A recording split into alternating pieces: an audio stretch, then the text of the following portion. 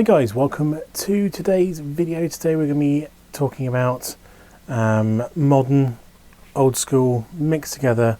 The questions I've been getting quite a lot of is how does the R3 work with sort of more older lenses.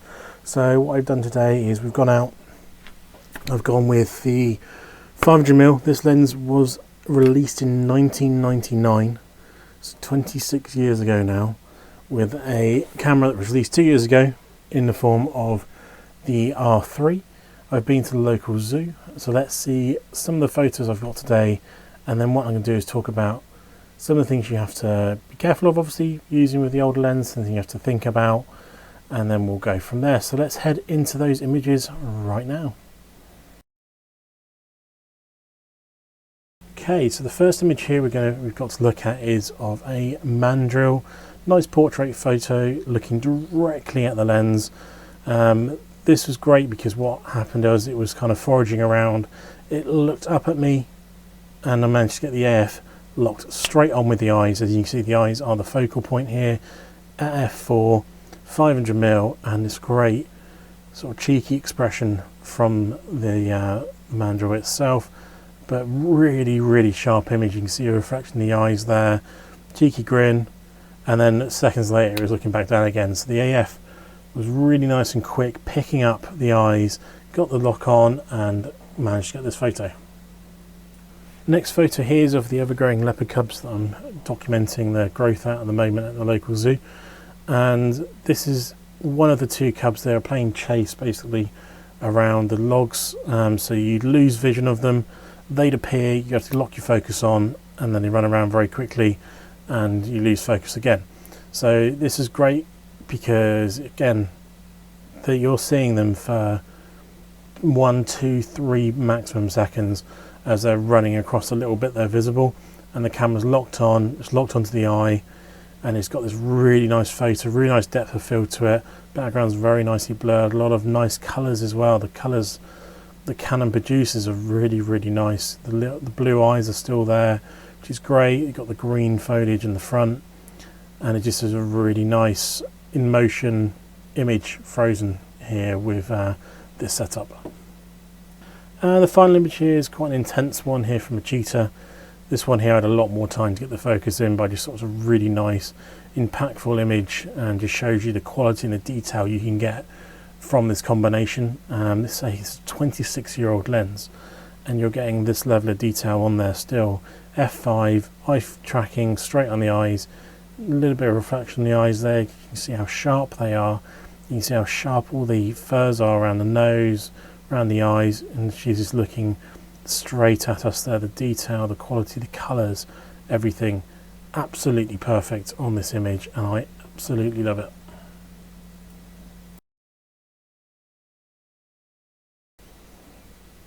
So those are the images I took today at the zoo using this combination.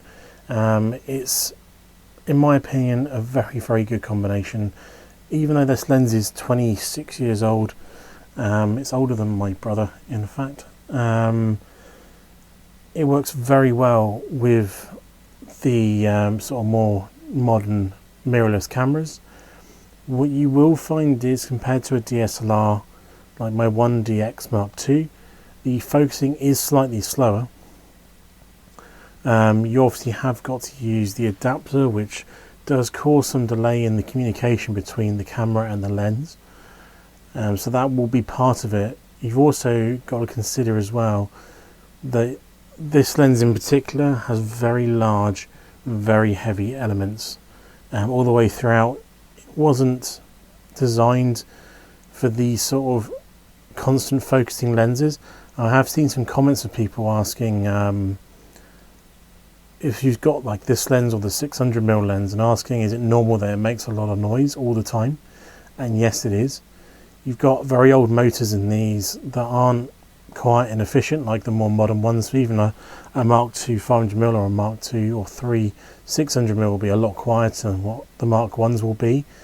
These are using old motors with very heavy glass, and you've got to think, unlike a DSLR that is only focusing when you're either back button focusing or holding down the trigger, A mirrorless camera is going to be constantly hunting. It's always trying to find that focus for you, even when it's kind of sat there. So until it goes into sleep, it's always hunting. It's always trying to find that image to get sort of focus on. So it will make noise. That is very normal.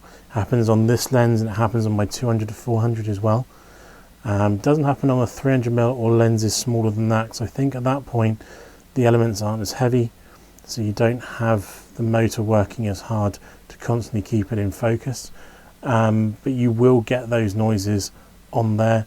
You'll say it is also going to have that slightly slower autofocus, but when it comes to actual physical image quality and everything that actually matters when you're taking a photo, you're still going to get an amazing image, no matter if you use an EF lens like this or an RFL lens. You're going to get incredible image quality, because the glass is still top quality glass from Canon. You're still shooting through it as long as you look after it, as long as you keep it clean, don't let any mold build up in there, a lot of dust get inside of it. You are going to have an incredible quality image using this combination. Doesn't have to be the R3 either as well. You can use any of the mirrorless cameras and still get a good image quality. What I will say is, the cheaper the mirrorless camera, the slower the autofocus gets. So there is a significant difference between using an R3 with this lens and using the R7 with this lens. The R7 is a lot slower, and noticeably slower, at picking up the autofocus and locking on and being sticky with that object. The R3, once it locks on, it is very sticky. Same with the R6 Mark II, the R6 before. The R7, there is a noticeable drop. So that was the same with the R10, the R100, those sort of lower end, the R8, those lower end mirrorless cameras, there is a noticeable lag with the system. The R3, in my opinion, is the best, obviously, at doing it, because you have the bigger battery, allows more drive power physically to the autofocus system. The R6 Mark II works incredibly well with this lens as well. The R6, there is a drop in autofocus speed, but it's not the end of the world. And I haven't used an R5 on it. I haven't managed to get my hands on one of those yet. But back to the R3, great combination with any older lens. I use it on with the 500mm, my 300mm 2.8 Mark I. That is a similar age to this. I think it might even be slightly older than this lens. Works absolutely fine. My 200-400, that's 13 years old now, that lens, in when it was released. They still sell it now brand new, but it was launched 13 years ago. Works fine. And my 70-200 is a Mark I, and that works absolutely fine with the R3 too. So you should not worry if you've got the older EF systems using it with this camera. The only time you will start to see some issues potentially with autofocus is if you use a non-Canon lens, something like a Sigma. There's a lot of people who have historically got a Sigma 150 to 600.